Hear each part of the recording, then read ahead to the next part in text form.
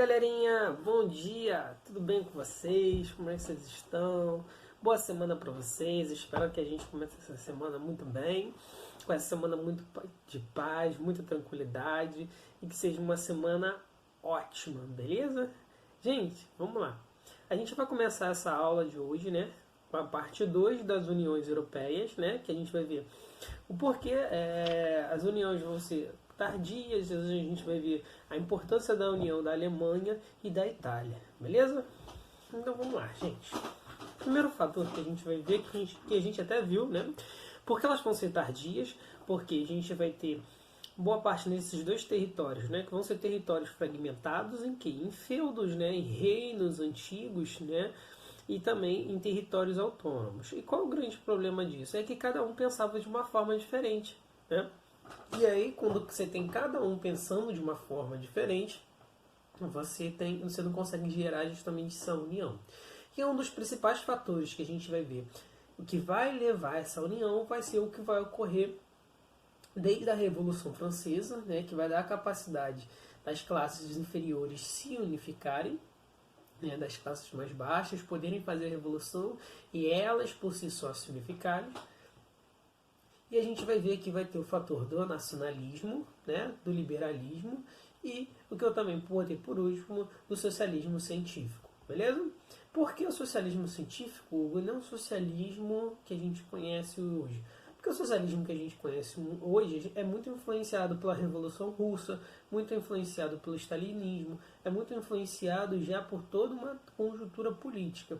Esse socialismo científico que eles estão falando, né, é de trazer que é o seguinte, né, é muito das ideias da Revolução também Francesa e alguns princípios da ideia do socialismo, de entender, né, que todos os homens são iguais, que não há diferenças de classes sociais, né, e aí a gente entende os princípios básicos até da liberdade da Revolução Francesa, das ideias de liberdade, igualdade, fraternidade entre as partes, né?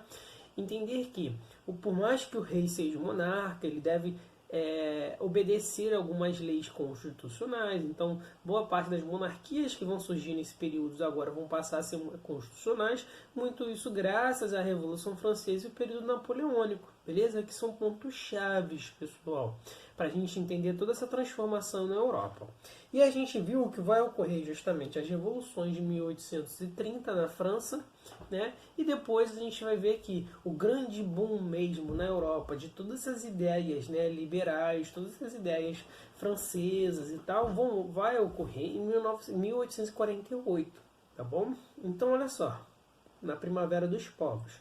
E aí é aí que a gente tem isso fundamental, gente. É fundamental a gente entender isso, porque se a gente não entende essa formação da primavera dos povos que vai ocorrer na Europa, a gente não vai conseguir entender a formação do Estado alemão nem do Estado italiano, né? A gente não vai conseguir entender até a formação de novos estados também que vão ocorrer nesse período. Só que a gente for falar de cada estado nesse período, né, e posterior, a gente vai falar de muita coisa, a gente vai terminar lá depois da Primeira Guerra Mundial. Então o que a gente vai se segurar agora vai ser justamente na unificação da Alemanha e da Itália. Então, olha só, você está vendo essa aula aqui, então é porque o tio preparou com muito amor e carinho. E eu mandei também junto um arquivo para vocês, né? Um mapazinho mental desse período para que a gente se situe um pouco mais. E o que está lá nesse mapa mental, né? Vocês vão observar que é o seguinte, tem 4 tópicos centrais, né?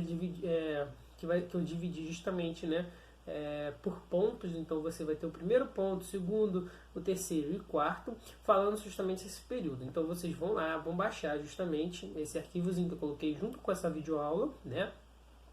Que eu coloquei aí junto, mandei pelo grupo. E aí vocês vão fazer o seguinte, vão acompanhar essa aula juntos, beleza? Porque fica mais fácil da gente entender e de organizar. Então a gente já falou sobre o Congresso de Viena, sobre a Primavera dos Povos, né? Falei que um dos principais fatores também dessas uniões que vão ocorrer vai ser o liberalismo, o nacionalismo, as ideias também do socialismo científico, e também eu queria colocar um parênteses, né? Que também tem as ideias da anarquia, né? Muitos, nesse momento, já começa a surgir as primeiras ideias também já na anarquia. Por quê? Né? Falando da anarquia. Porque, a gente já está, nesse período aqui, a gente já está na segunda revolução industrial. Você já tem várias ideologias políticas surgindo nesse período e explodindo, né?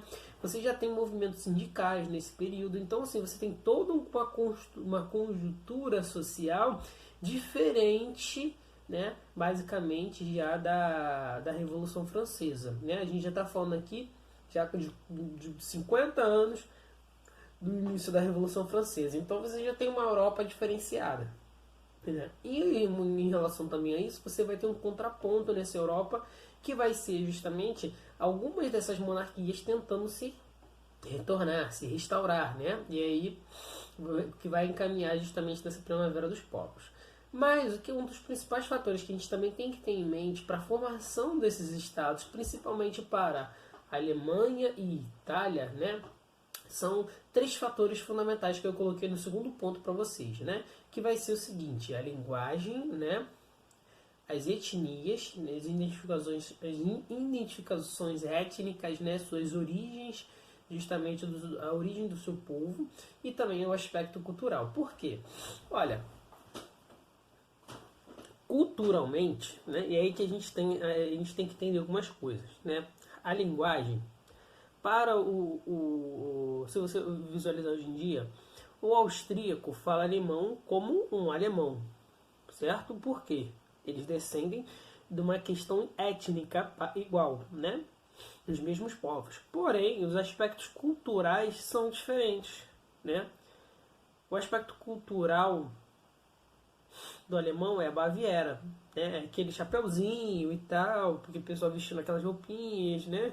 Tomando muita cerveja, enquanto o do austríaco é bem diferente, né? É justamente com suas próprias características austríacas, né? Muito voltado, bem diferente com a composição. Por exemplo, o alemão é muito de cerveja, enquanto o do austríaco não é cerveja, é vinho. Então, assim, só por isso você já começa a diferenciar esses povos, né? E você tem aspectos culturais diferentes. Então, por isso que eu botei esses 3 fatores, né? O aspecto da linguagem, o aspecto da etnia e o aspecto também da cultura, beleza? Isso também se aplica a mesma coisa para os italianos. Por quê? Né? Ainda mais para os italianos, porque você tem um aspecto cultural muito diferente, né? E a gente vai falar sobre a Itália depois. Mas primeiro, quando a gente vai falar agora no terceiro ponto, que a gente fala da Alemanha, que eu comecei a falar para vocês, né? É que o início de um Estado, uma ideia do Estado alemão é a Confederação dos Estados Alemães, né? E aí, por quê? Eles já visualizaram toda aquela questão ali da Primavera dos Povos e tal, e aí, pô, a gente é nacionalista e tal, o que a gente tem que fazer? A gente tem que começar a se unir. E aí começa a se juntar várias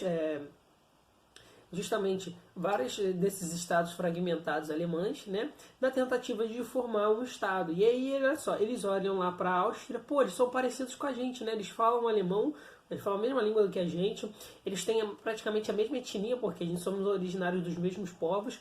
Pô, vamos fechar com ele, então, vamos fazer um congresso, né, dos estados alemães, e aí começam nessa tentativa, né, de fazer justamente um estado, de um grande estado alemão. Só que eles não conseguem, porque os austríacos, né, queriam um império para si, queria dominar justamente essa outra parte alemã. E aí eles não conseguem, né, mas essa confederação alemã dá justamente ao estado o início, né, o start inicial para a Prússia, né, o que vai ser depois a Alemanha. Então o que vai ocorrer? Vai começar a Prússia, né? Vai dar início a Prússia, só que a Prússia ainda não era unificada, né? Mas já começou a criar suas próprias características. Com isso vai ocorrer uma guerra chamada Guerra Franco-Prussiana, né? Que vai ser a primeira guerra franco-alemã, que a gente vai ver que por quê? Por uma questão sucessória, né? Porque o rei alemão justamente queria assumir assumir um trono por direito espanhol, porque se você vê ao longo do período, você tem esses casamentos de famílias reais justamente para ter uma sucessão.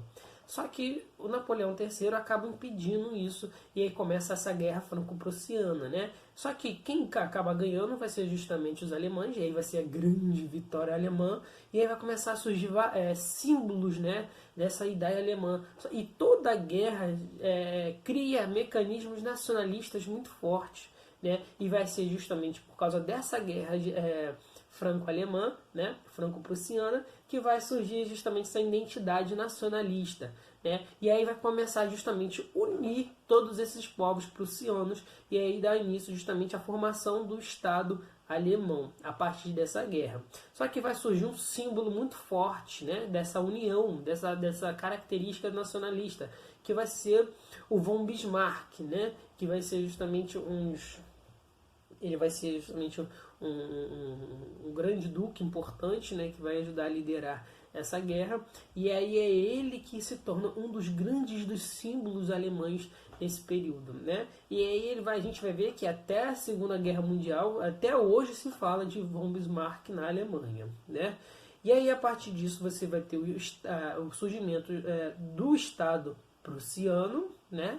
Que a Prússia vai existir, a gente vai ver até a Primeira Guerra Mundial, então para ver justamente a importância desse período, né? E aí a gente vai ter a partir disso, em 1870, a gente vai ver justamente a formação do segundo Reich alemão, beleza? Né? O que é Reich? É Estado, né? O Estado, a formação do Estado mesmo alemão, né? O que é um Estado? É um período de longa data, e aí você vai ter a nomeação do Kaiser Guilherme I como o grande imperador desse Reich, beleza?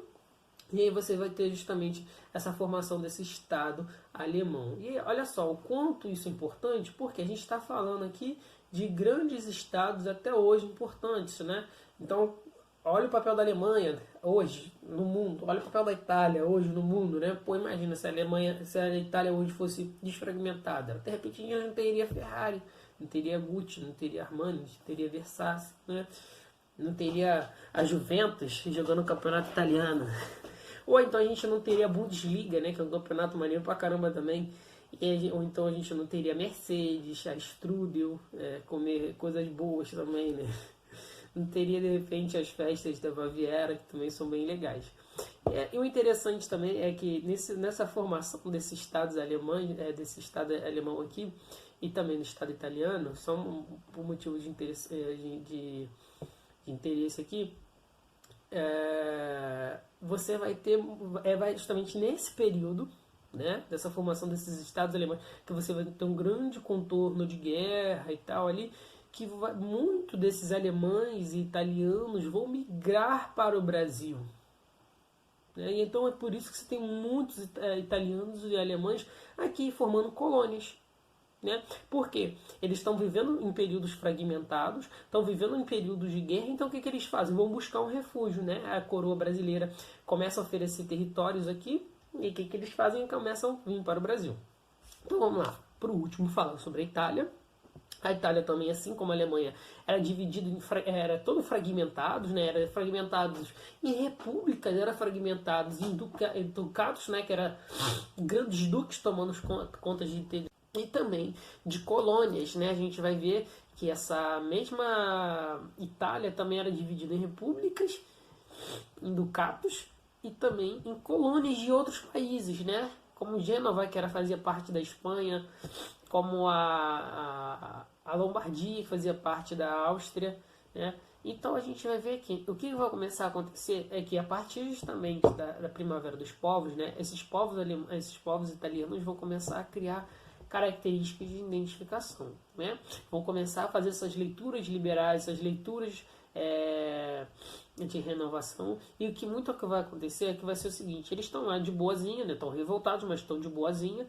Depois do Congresso de Viena, monarquias vão tentar se reestruturar, e aí uma delas vai ser justamente a austríaca, e aí vai começar justamente a guerra justamente desses pequenos reinos, né, italianos, principalmente do norte, contra esse domínio, essa tentativa de restauração dos austríacos, beleza? E é o que vai desencadear muito desse período de revolução.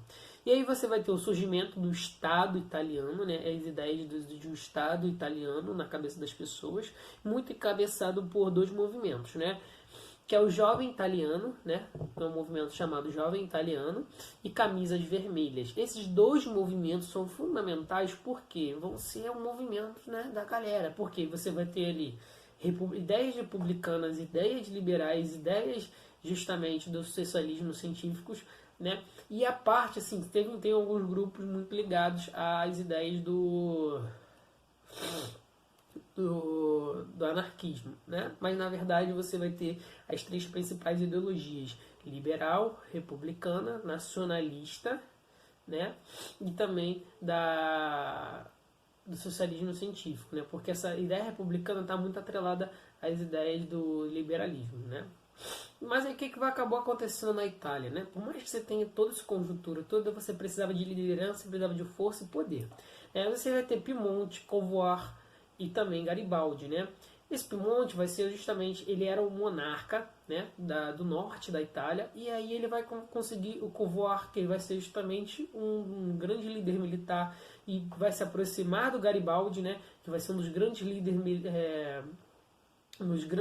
militares nesse período, que vai conseguir justamente fazer a guerra de unificação com o sul da Itália, né? Porque eles dominam o norte da Itália. A Itália, a gente tem que pensar na nossa cabecinha, a gente olhar o mapa lá, ela é uma península, né? É como se ela fosse um braço assim, né? A bota.